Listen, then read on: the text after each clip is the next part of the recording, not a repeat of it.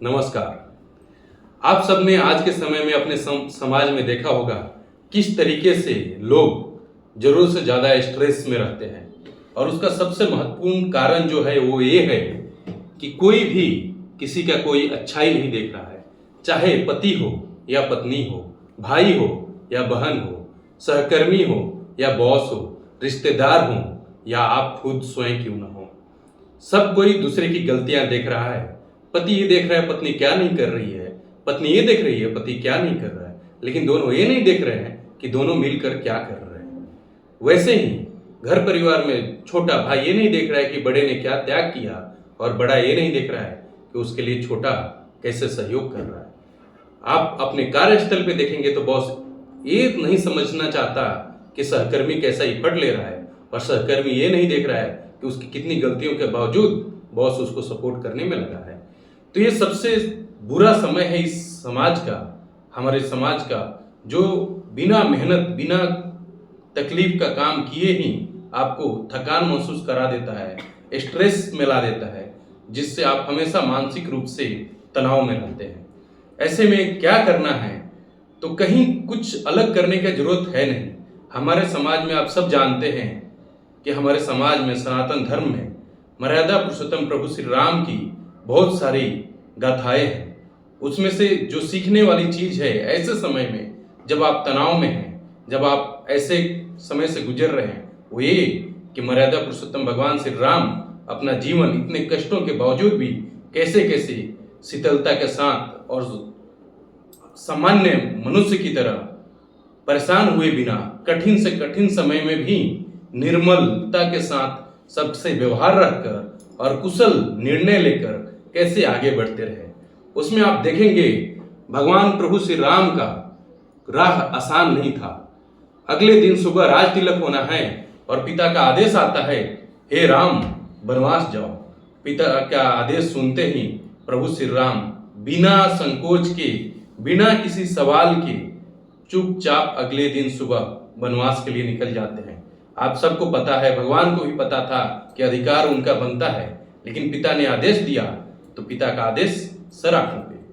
और भगवान जब रास्ते निकले तो कठिनाई जो थी किसी से छुपी नहीं है।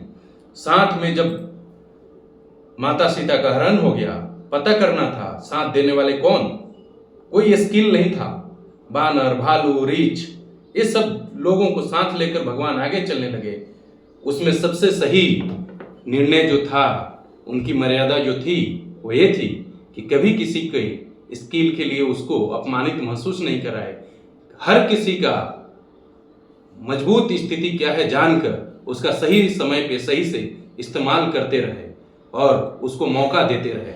जैसे आप सब जानते होंगे, जब जटायु का भाई संपाति मिले और पता चला कि जटायु भी नहीं रहे और माता सीता को रावण हरण करके ले गया है, उसके बाद हुआ कि समुद्र पार करके कौन जाएगा लंका पता लगाने और भगवान प्रभु श्री राम का संदेशा माता जानकी तक पहुंचाने।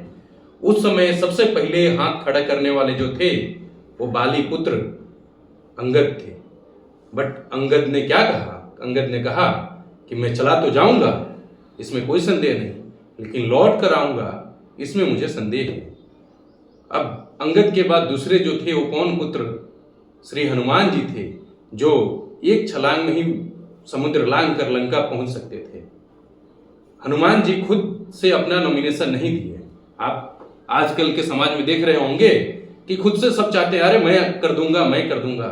हनुमान जी शांति से बैठे थे, तब जामुन जी ने उनको याद दिलाया कि ये हनुमान, तुम कौन के पुत्र हो, तुम्हारे लिए आसान है, तुम क्यों इतना शांत बैठे हो। तब प्रभु श्री राम ने भी समझाया कि अंगद तुम जा तो सकते हो, लेकिन ये सही समय होगा कि हनुमान जी जाएं और माता सीता का, माता जानकी का कुशल क्षेम लेकर आए। अब आप ये समझिए कि आज के समाज में भगवान ने कैसे संभाला कि अंगद अपने को अपमानित भी ना महसूस करे, अपना वैल्यू भी रखें और हनुमान जी को भेजा जा सके। सही समय आने पे भगवान ने उसी अंगद को हनुमान जी के जगह वापस भेजा। आपको पता होगा, आपने रामचरितमानस में पढ़ा होगा, कथा सुना होगा कि जब लड़ाई की अंतिम समय थी तो भगवान ने एक बार फिर कहा कि लड़ाई के पहले एक बार रावण से बात करते हैं। उस समय कौन जाए? तो उस समय हनुमान जी ने बोला कि मैं जाता हूँ। भगवान श्री राम ने बोला नहीं नहीं, पहली बार तुम गए थे, आग लगा कर आ गए हो, इस समय उसको जाना चाहिए जो उसको समझा सके और बता सके कि समझ नहीं जाओगे तो ये समझ जाओ कि जिससे लड़ने जा रहे हो वो कौन है। और उस समय प्रभु श्री राम ने अंगद को चुना और अंगद ने जो जाकर वहाँ पे वार्तालाप किया वो आप सबको पता है कि किस तरीके से उन्होंने रावण को लगभग अपमानित कर कर और भगवान का तिरंगा फहराकर, भगवान का ध्वज ऊंचा कर कर आए। और इसमें सीखने वाली बात यह है कि भालू, बानर, राक्षस सबके साथ मिलकर, राक्षस राज रावण का भाई विभीषण के साथ भी मिलकर प्रभु श्री राम ने हमेशा ये किया कि सबका मान रखा, सम्मान रखा और जिसका जो गुण रहा वैसा उसको कार्य सौंपा। तो आप अगर यही फॉलो करेंगे, यही अनुसरण करें तो आपकी जिंदगी खुशमय हो सकती है और आपका स्ट्रेस लगभग कम हो सकता है। आपको समझने की जरूरत है, सोचने की जरूरत है कि आप आसपास में किस नजरिए से देख रहे हैं, घर परिवार में किस नजरिए से देख रहे हैं और इसको भगवान प्रभु श्री राम, मर्यादा पुरुषोत्तम प्रभु श्री राम की जीवन से कैसे अनुसरण करके अपनी जिंदगी बेहतर बना सकते हैं। जय श्री राम।